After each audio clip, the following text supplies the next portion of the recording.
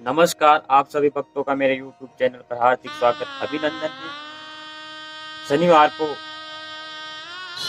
जो तिथि पढ़नी जा रही है वो शरद पूर्णिमा के नाम से पड़ेगी।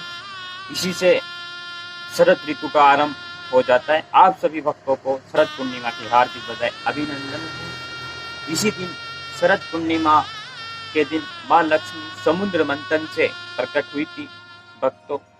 तो इस दिन लक्ष्मी की पूजा पाठ अर्चन अभिषेक करने का विशेष विधान बताया गया है।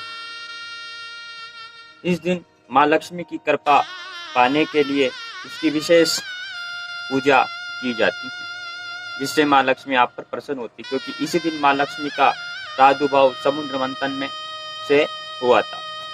इस दिन चंद्रमा अपनी 16 कलाओं से परिपूर्ण होता है और अमृत वर्षा करता है। इस दिन बहुत सी जगहों पर खीर बनाई जाती है और उस अमृत की जो बेला आसमान से गिरती है उस खीर में, तो उस प्रसाद के रूप में वो सबको बांटी जाती है, जिससे आपका साल भर अमृत में बना रहता है।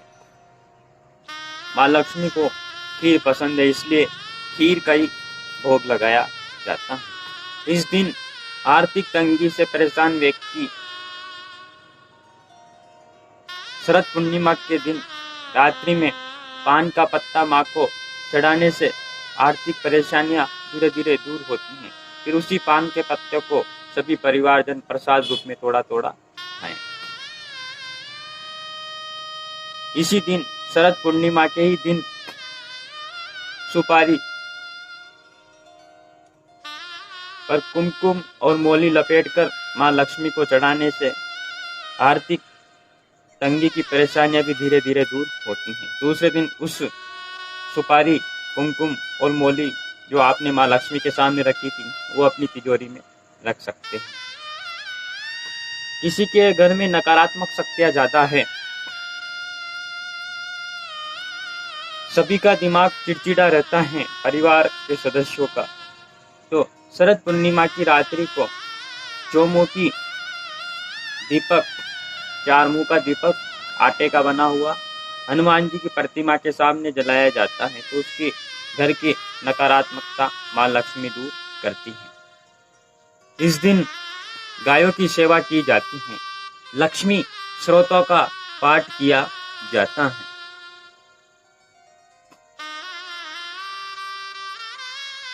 जिससे माँ लक्ष्मी हमें वरदान प्रदान करती हैं।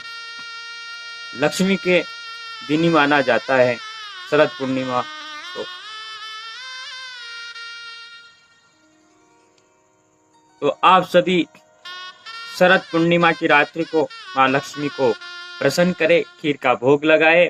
चंद्रमा जब निकलता है तो उस खीर को थोड़ी देर फूलने में रखे रहने दें ऊपर और सभी प्रसाद रूप में खाएं, जिससे आप सभी पारिवारिक सदस्यों का जीवन अमृत में साल भर तक बना रहता है। हाँ, एक बार जरूर है भक्तों, इस दिन चंद्र ग्रहण भी है, तो सूतक काल के पहले खीर में थोड़ा सा तुलसी दल डाल ले, जिससे वो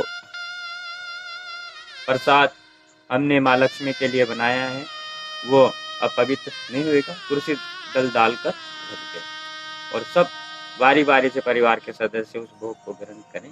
माँ लक्ष्मी आप पर अवश्य प्रसन्न होगी। जय माँ लक्ष्मी, जय लक्ष्मी नारायणाय नमो नमः।